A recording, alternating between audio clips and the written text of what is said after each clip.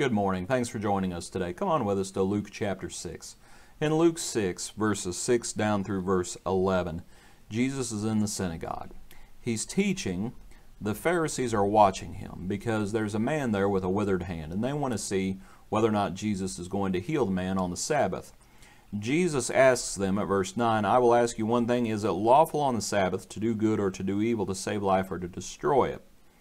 And of course they don't answer, and Jesus heals the man. Verse 11, but they were filled with rage and discussed with one another what they might do to Jesus. In parallel accounts it says that they plotted with the Herodians how they might destroy him.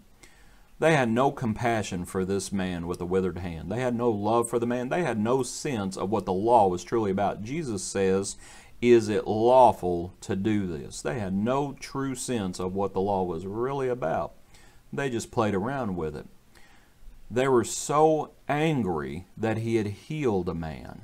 Just think about how perverted that is, that they were so angry that the Lord healed this fella who had this condition. But the thing is, and what I wanted to talk about was, they weren't the only ones who were angry.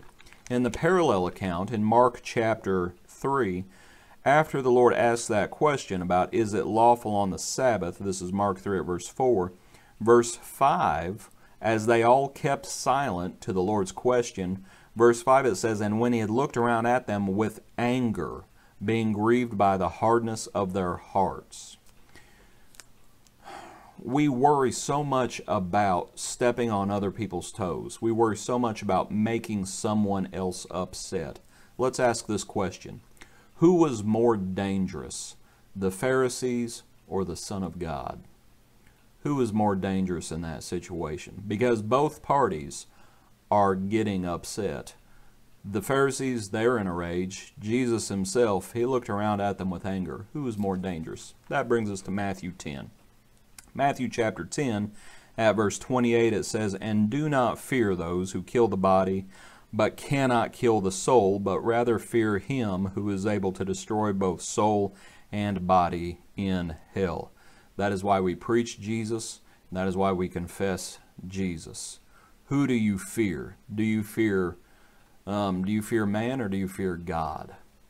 You might think about who the man feared, namely the man with a withered hand. Did he fear the Lord? No, he was thankful, I'm sure, that the Lord had healed him, and he loved the Lord. Perfect love casts out fear. Hope you enjoyed this study. God bless you. Be a blessing to others. Hope to see you tomorrow morning.